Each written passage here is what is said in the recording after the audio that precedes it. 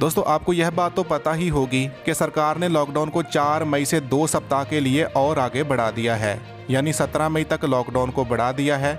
लेकिन क्या आपको पता है कि सरकार ने इस लॉकडाउन को बढ़ाने के दौरान कुछ और ऐसे नए नियम, कानून, कायदे और दिशा निर्देशक जारी किए हैं, और वो भी इस आधार से लागू होंगे कि देश को 3 अलग अलग हिस्सों में बांटा गया है, ग्रीन, ऑरेंज और रेड जोन में।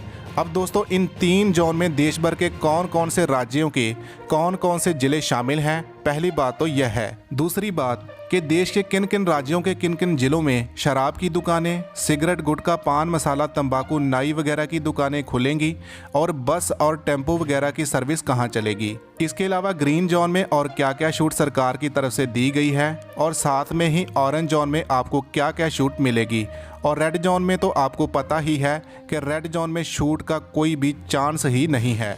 तो ऐसे में दोस्तों आइए आपको बताते हैं पूरी लिस्ट कि आखिर सरकार ने किन किन राज्यों के किन किन जगहों पर किस किस तरह की छूट दी है।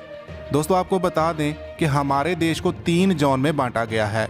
उसमें से जो रेड जोन है उसमें टोटल 130 जिले आते हैं, और ऑरेंज जोन में 284 जिले शामिल हैं, जबकि ग्रीन जोन में 319 जिले शामिल हैं। दोस्तों आइए सबसे पहले जान लेते हैं कि आपका जिला किस जोन के अंदर आता है।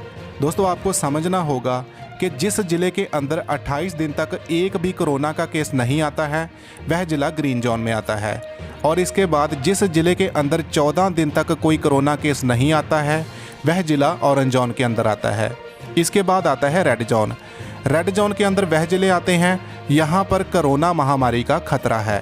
दोस्तों अगर बात करते हैं देश की राजधानी दिल्ली के बारे में, तो दिल्ली का पूरा एरिया रेड जोन में है।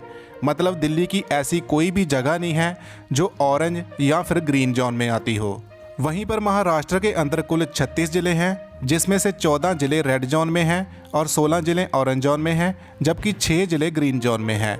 दोस्तों आपको बता दें कि गृह मंत्रालय की तरफ से रेड, ग्रीन और ऑरेंज जोन के लिए अलग अलग गाइडलाइंस तैयार की गई हैं। गृह मंत्रालय ने कहा कि रेड जोन के अंदर कई तरह के प्रतिबंध होंगे, और रेड जोन के मुकाबले ग्रीन जोन और ऑरेंज जोन में काफ़ी तरह की छूट दी गई है। यहाँ पर हमने जो आपको ग्रीन जोन और रेड जोन की परिभाषा बताई है उसको देखकर आप यह तो अंदाज़ा लगा ही सकते होंगे कि आपका जिला किस जोन में आता है। और आइए अब जानते हैं कि किस जोन को क्या छूट मिलेगी। दोस्तों सबसे पहले बात करते हैं कुछ ऐसी पाबंदियाँ की जो 17 मई तक सभी जगह पर लागू रहेंगी। आपको बता दें कि लॉकडाउन 3 के दौरान पूरे देश में सुबह 7 बजे से लेकर शाम के 7 बजे तक जरूरी सेवाओं को छोड़कर लोगों को घर से बाहर निकलने की इजाज़त नहीं होगी। इस दौरान लोगों की आवाजाही को रोकने के लिए प्रशासन के द्वारा धारा 144 भी लागू की जा सकती है, और साथ ही इस दौरान रेलवे, हाईवे, मेट्रो और बस सेवाएं भी नहीं चलेंगी। स्कूल, कॉलेज बंद रहेंगे, और होटल, रेस्टोरेंट और बार, सिनेमा, शॉपिंग मॉल आदि सब कुछ बंद रहेगा। इसके अलावा धार्मिक, राजनीतिक, संस्कृति, सामाजिक और खेल कूद से जुड़ी सभी चीज़ें बंद रहेंगी।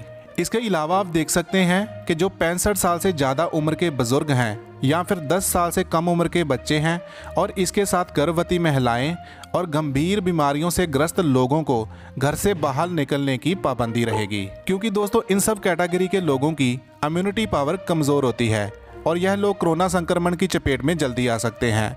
तो इसलिए सरकार ने इन लोगों पर पाबंदी लगा दी है, और यह अच्छी बात है। इसके अलावा दोस्तों रेड जोन के अंदर सीमित सेवाएं ही हासिल होंगी, लेकिन ग्रीन और ऑरेंज जोन में कंटेनमेंट एरिया और चारों ओर बफर जोन को छोड़कर बाकी क्षेत्र में नाई की दुकान, शराब की दुकान, इसके अलावा सिगरेट, पान मसाला, गुटखा और तंबाकू की दुकानों को खोलने की भी अनुमति मिलेगी।